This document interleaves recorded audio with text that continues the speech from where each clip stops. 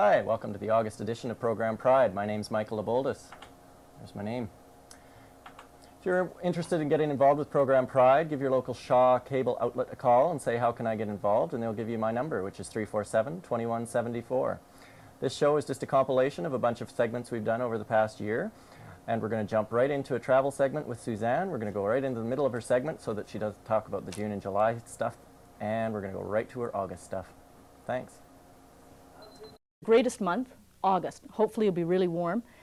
For the Nelson Fruit Float, which is on the August long weekend. The Vancouver Pride weekend is August 2nd to 4th. And with airfares being so cheap, it's only $150 to go to Vancouver. So try and give that a shot this summer. Locally, we have right here near Red Deer, the Great Alberta Campout, August 29th to September 1st. Over 200 people attend this. It should be a great time. Folk Festival in Edmonton, August 7th to 10th, and the Fringe Festival in Edmonton, August 15th to 24th. Now, I've gone through that quite quickly, but for more information, you can, my papers. You can call Vince at 341-4184. And he's provided us with this information, and we're really glad that he did. We thank him very much. One organization that we want to tell you particularly is Out and Out. They have a $5 membership fee. They're located in Edmonton, and they do a lot of outdoor activities. They have a canoe trip in July and August, and 5th annual camping and hiking trip to Jasper, July 3rd to July 5th. And they do mountain biking, rollerblading, motorcycle touring, 4x4ing, beach volleyball, and they also have movie nights. So a great social activity group to get involved with. Once again, their membership fee is $5. So once again, just so you don't forget, Vince, 341-4184. Hi, Sam. Good morning, Suzanne. Thanks for spending some time with us today to talk about the legal issues around relationships. And let's start with commitment ceremonies. They seem to be the thing to do. Yes, they certainly are the thing to do. I've been to several lately, and I'm sure we all have. They're very good things, but if you're talking about law, they hold no water whatsoever. They are not recognized in Canadian law in any way, shape, or form. Okay. So there are some things happening in the States and in other countries. Does that give us any hope that there will be recognition in Canada? I think somewhere down the line they will. I mean, we're eventually going to have marriage recognized between same-sex spouses, and I believe it's going to be in our lifetime, probably within the next decade. Mm-hmm. And they will, I'm sure, take the form of commitment ceremonies. They will just evolve into something that is recognized. There may be a step in between whereby some municipalities will recognize domestic partnership in term, and evidence of a domestic partnership would be a commitment ceremony. And where would that be useful for us right now if we were able to prove something? In today's day and age, I would think, again, although it's not legally recognized, it would be some evidence of being in a relationship if you were, for example, to try to adopt.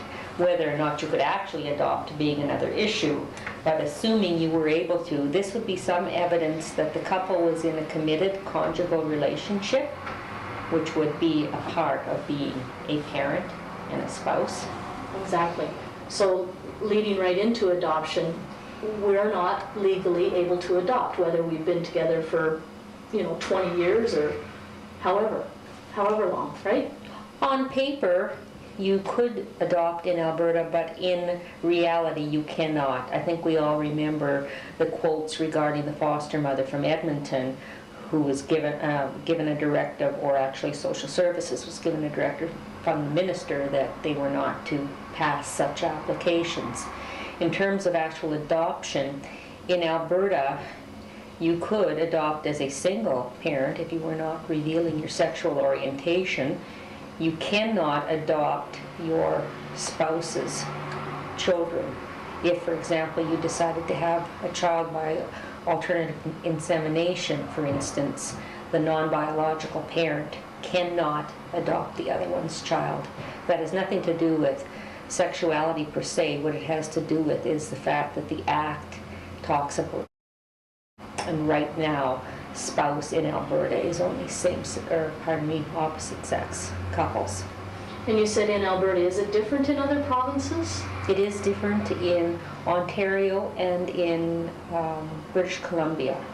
So the non-biological parent is able to adopt in those provinces? That's right. The legislation has been changed in Ontario because of court application made by 3 lesbian couples in 1995, and in British Columbia because they changed their Adoption Act sometime last year to include same-sex couples.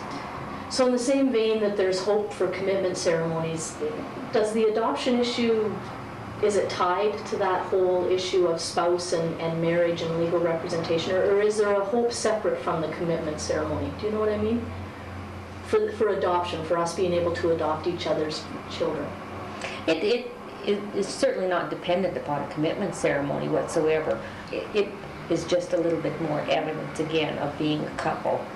But as with most issues, they're separate but intertwined. It's really hard to just pull them apart and say this is one and this is the other. Yeah, it must, if there has been a split up and there are children involved, it must be just devastating for the people involved.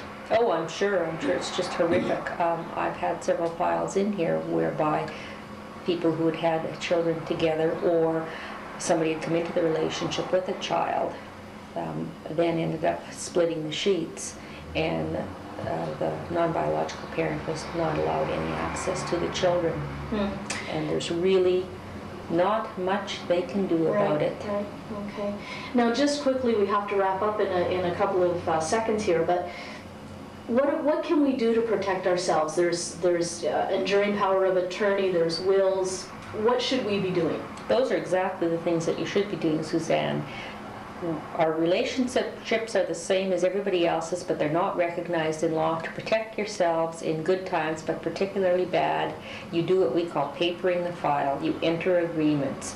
You have an agreement called a will as to how you leave all your belongings. You have an agreement called an enduring power of attorney that lets you handle the other's property and personal issues if they're hospitalized, for instance.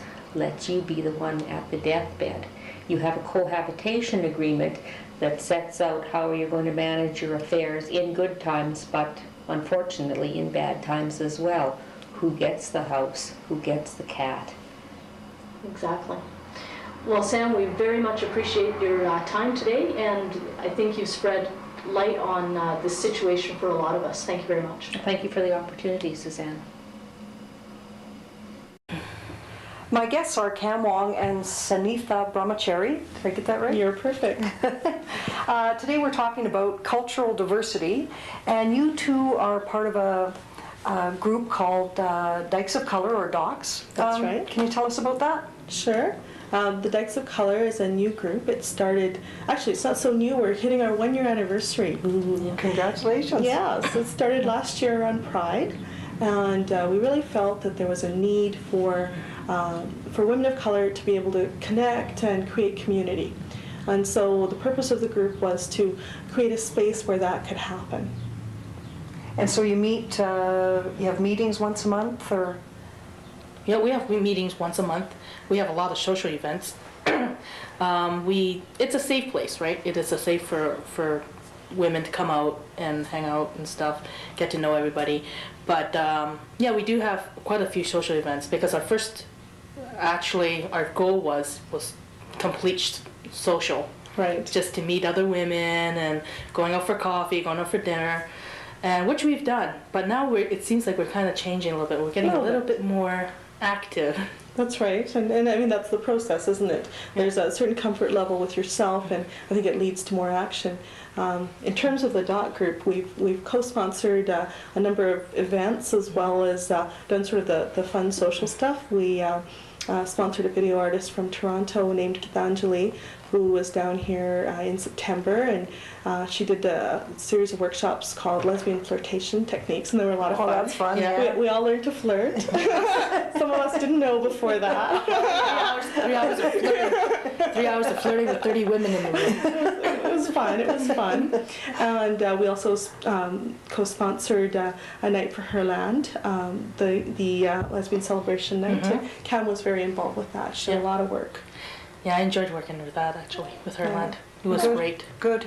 And we're planning some more events in the future. Right. So, yeah. So what started out as just a social get-together, as you get to know each other and talk about issues, you start to be more active and do more things. Yeah. Right. But you really felt there was a need for this. Yeah, I guess I guess I'm the founder, so I get to take that founder role. Although Cam is first member, right? Yeah. Well, I'm glad actually Doc is existing, because I think it helped me to grow a little bit. Sure. So I'm glad that it was actually here. Sure. Well, in terms of the reasons that I put it together, yeah, I felt there was a need. I felt that the lesbian community needed some help, I guess, in terms of recognizing diversity within the community. I'd been out for a number of years, and 8 years, and I really felt like sometimes there wasn't a lot of space to be different. We have, I think, this idea in our heads of what a dyke looks like. I'm not it, I know it. I always say I'm a femme. I'm a dyke, I'm a femme dyke. So anyway, we have this idea of what a dyke looks like, and we have this, and the idea isn't just that it's androgynous, it isn't just that it's more butch, it's also that it's a white picture that we have in our heads, and me included, because I grew up in Alberta, right? So I also had this picture in my head, or had, hopefully I'm eradicating that, of what is a lesbian, and it's essentially a white woman who looks a certain way.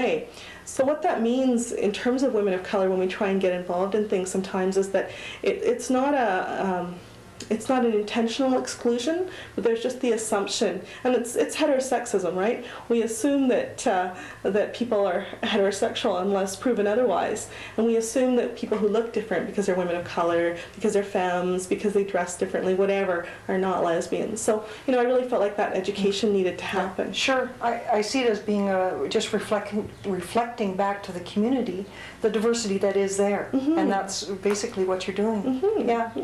Yeah. How about within your own cultures, the acceptance of homosexuality?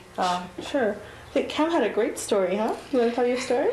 Well, actually, because when I came out to my parents didn't know that it actually existed in the Chinese community.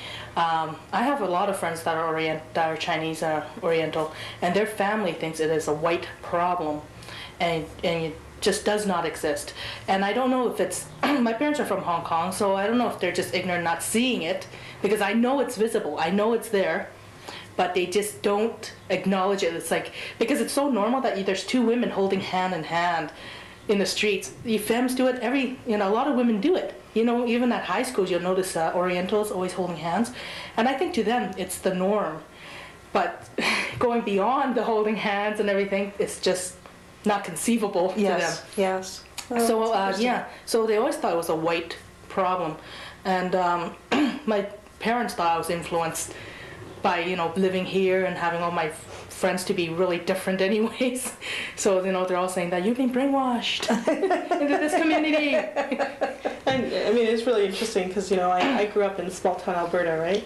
And in Edmonton as well. It almost counts as a small town half. No, I live in Calgary now, so I can be insulting towards Edmonton. We air in Edmonton. I know, but they don't know where I live, right? You will not flash my phone number on the screen. No, actually, I love Edmonton. But the point is that I grew up in small towns and also in Edmonton, and I think a lot of people there felt the same way. And this is the white community, but it doesn't happen here. I think that's something we tend to say about gay and lesbian issues, that it's always someone else's backyard. Exactly. Yeah. Yeah, and it's not. Yeah, Yeah. certainly. Yeah. Well, Docs is a great group, and wish you much success. And if people want to get a hold of you, they can give you a call. They And certainly yeah, can. yeah, yeah. How many in your group now? We've got about 25 to 30 people. They don't all come to organizational meetings. No, only the dedicated people. The dedicated people. Like us. Get a good shot at them. But For the social things, the more the merrier. more the merrier. They're all there. And actually, that was our intention. You know, we know that women don't all have the same amount of time, so that's fine. Yeah. Well, it's been great talking to you. Well, thank you. And for we will having see you us. around. Definitely. Yeah, Sure. absolutely. My guests are Nancy Miller from the Calgary Lesbian and Gay Political Action Guild, it's a mouthful, and Susan Burrows-Johnson, Executive Director of the Calgary Birth Control Association. Welcome. Now, you two have joined forces for the Diversity Education Project. Can you tell me about that?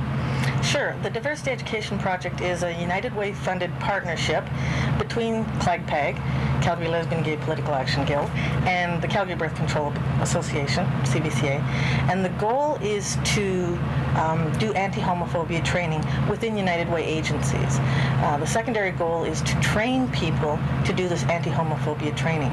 So even when the project is completed, we will have a pool of volunteers who are trained to do anti-homophobia training and can go out to agencies or businesses or whoever is requiring this kind of training. Wonderful.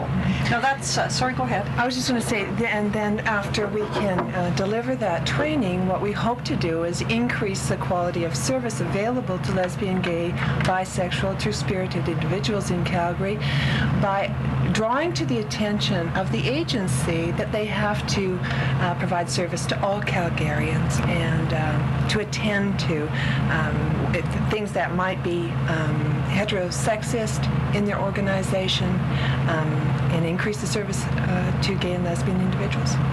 Now, this is in United Way agencies. How many agencies are we talking about? Well, United Way has 155 funded programs, so there's a number of programs that serve Calgarians that we hope to be able to access and assist the agency in improving service. That would have a huge impact right across the Well, city. it's only a one-year-long program, so I don't think we're going to get to every agency, but we'll try to reach as many as possible. And I think it's important to remember that these agencies may also have gay, lesbian, or bisexual employees or volunteers. So ultimately, we hope it's a safer place, more comfortable place for those people to work or to volunteer, as well as being able to provide better service. Now, this project is United Way funded. How did that all come about? Well, it's a rare thing. We've only heard of a couple of other cases in Canada where the United Way is funding projects that are specifically oriented towards gay and lesbian issues. But originally, we were approached by the United Way a few years ago to put in a funding proposal. They've been doing what they call Future Ways initiatives, which is trying to overcome barriers for marginalized people within the agencies. So I guess at some point they realized that gays and lesbians and bisexuals are a marginalized group, and they needed to look at those issues too. So there were the United Way sort of convinced us to put in a project or a proposal, but at the same time the Calgary Lesbian and Gay Political Action Guild was approached by the Elizabeth Fry Society and the YWCA to put in a funding proposal. Those two mainstream organizations felt that they were dealing with a lot of lesbians, providing services for a lot of lesbians, and had volunteers and staff members who were also lesbian or gay, and that they needed to train their staff and their volunteers in these issues so they could provide better service. So we actually hooked up with the Lesbian Information Line and the Of Color Collective. So it ended up being a partnership of 5 different groups. And we put in a proposal, and it took, from the beginning, our first meetings, to when we were finally approved, 18 months. And now it's my understanding that the United Way had to go through their own process and had to do some of their own sort of inward-looking and... Sure, it was groundbreaking. Yeah, it was groundbreaking, and I understand, and it's kind of unique in that when the Calgary Birth Control Association originally applied for funding many years ago, the United Way did the same sort of thing.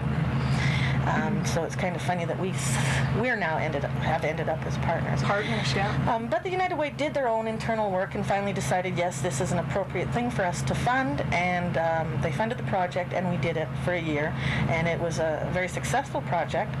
Difficult at times because we'd never done anything like this before, and we didn't really have anything to measure it by or anything to copy, so we were really making things up as we went. And so when that project was completed, the United Way encouraged us to again apply for funding to build on the work that we had already done. And so we met with the Calgary Birth Control Association and discussed the possibility of us working together, because CBCA already does some anti-homophobia, anti-heterosexism work within the work they're already doing. So we felt it was a good match. We put in a proposal, and amazingly enough, we were treated like every other application and received approval within 3 months. Wonderful. Well, it seems like a natural fit then, the two of you. So the funding includes a funded position or somebody to coordinate the training. Can you tell me about that? We have a part-time position. It's been filled by a woman named Juliana, and the person will be working 3 days a week for the year and participating and working with, we hope, a large number of volunteers.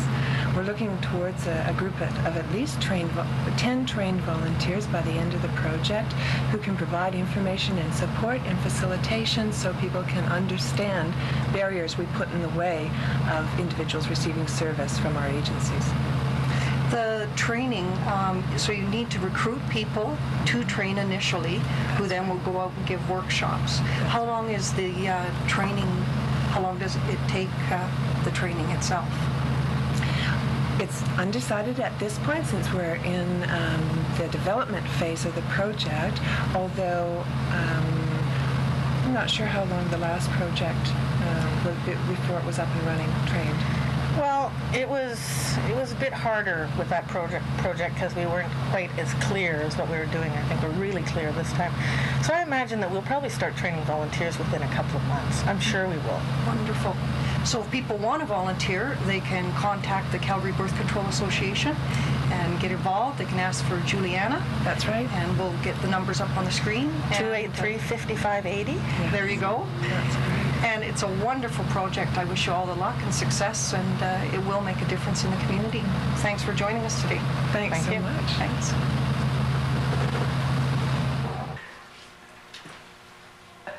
Go ahead. Whatever you're doing. I think she said start. I thought she was talking to Suzanne to start filming, so you're filming. Actually, we're rolling. Okay. Okay, so We're wasting ready? film. Money, That's time. fine. Okay. My guest is Suzanne Westenhoeffer, famous lesbian comedian. Welcome. Oh my God, my first time in Calgary. Well, welcome. We're happy to have you here. Now, you're the first. I do need Oh, it. okay. We're thrilled. Yeah, All sure. 300 of us. Oh, I know. There's so much people out there. Exactly. We're gonna have to do a show. Hope I have something to say. We'll do some original poetry. They love that.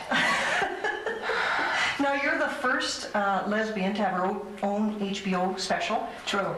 HBO. HBO. That's how we say it here in Canada. Don't you know? Sure, don't you know?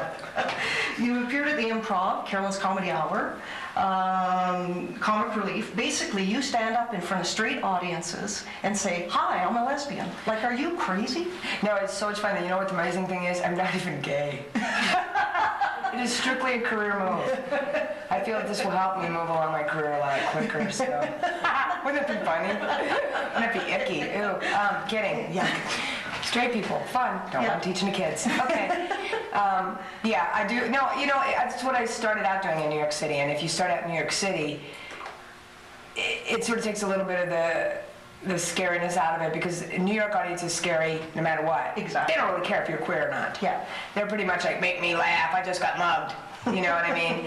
And so if you cut your teeth in an area like New York City, then pretty much anything else is not going to be too frightening. Although I was frightened the first time I was in Texas doing gay comedy. Right. Belt buckle of the Bible belt. You But know. I read that went quite well for It you. was fabulous, I Yeah. know. But every night I thought, oh, this is the time when some big bubba's going to stand up. Yeah. Oh, now listen, no less, boom, you know. But it never happened. They really had a great time. That's They were wonderful. shocked. Oh my God, it was so much. The first 5 minutes I would be up there, just be this, you could hear like worms shedding their skin.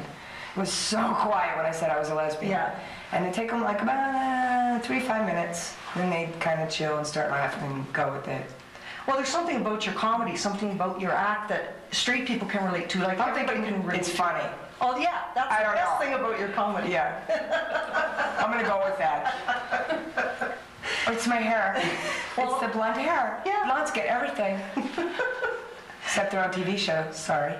Okay, I'm working on it. Well, I want to talk about that, though. You are in LA, and you're auditioning for movies and television, Trying to get my own TV show. and trying to get your own TV show going. How is that coming along? It's very difficult, but we're doing it. You know, what can I tell you? Until it's actually signed and they film a pilot, there's no point in talking about it. Right. Because you don't know what will happen. I've had some things that we were cast, we were ready to go, and they just disappeared. There's nothing you can do about it. Someone pulls out.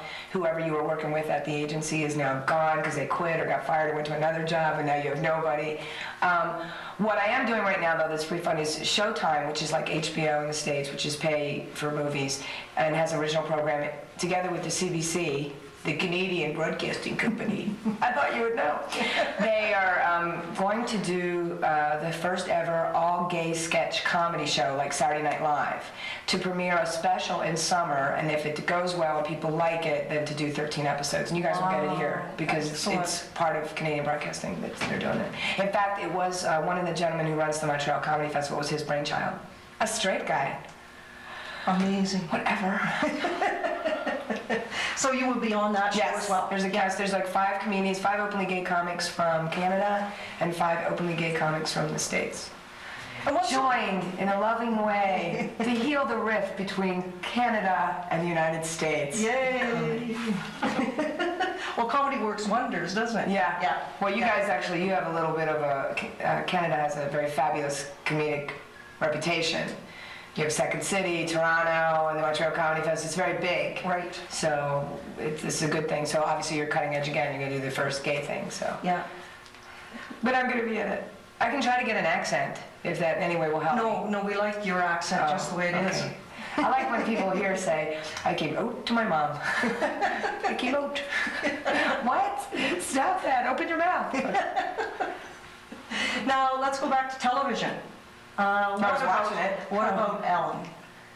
Well, she's Ellen coming Morgan. out on the 30th. Yeah. Oprah Winfrey's going to be her Therapist, psychiatrist. And they say Laura Dern's going to play her girlfriend. I haven't heard that yet. And that Katie Lang and Melissa are going to make like cameo guest appearance. I mean, it's going to be pretty much every lesbian you can think of. Not that I'm saying Oprah's gay. I'm just saying, let's face it, she hasn't gotten married yet. Okay? Wouldn't that be funny? And then she calls and she says, you outed me? I think it's great. I'm very excited. You know, all right, I have a little Tanya Harding moment about it. You know, it's like I wanted to be the first one, but you know, well, good for her. No, I mean it. Any chance you might play a love interest on her show? Could you get a little letter campaign right up? But it's certainly what I want to do. Actually, I want to be on the show very badly, and I talked to her on the phone about a month ago, and she's totally open to my getting on the show. But I mean, they're going to do big names. They're going to stunt cast, because they don't know how yet the public's going to react. And obviously, the public's going to react a lot better if her girlfriends can be played by like, you know, famous television and movie stars. It'll be kind of like a chick thing to do, you know what I mean, a fun thing, so. Absolutely. So it goes on, yeah. Your own TV show, back to that, you will be playing a lesbian. If it's my show, I'll be playing a lesbian. If I just get a guest spot on another show to get experience, I'll be whatever they tell me to be. Yeah. Well, good luck with your show. Thank you for taking time with us. We're going to have fun tonight. Do you go to Edmonton tomorrow with me? Sure. We can watch the Fish Channel. Is there such a thing? Have you seen that up in Edmonton? It's just an aquarium and they play MTV music behind it. And it's an aquarium for like 24 hours. I'm not making that up. No, it's Edmonton. It's the Fish Channel. I think it has another name, but I call it the Fish. I can hardly wait to get back to see the Fish Channel. Yeah. Well, we know what Look at the fish. I love this song. Thank you. Thank you. Back to Calgary I imagine I will. Okay. Probably next year.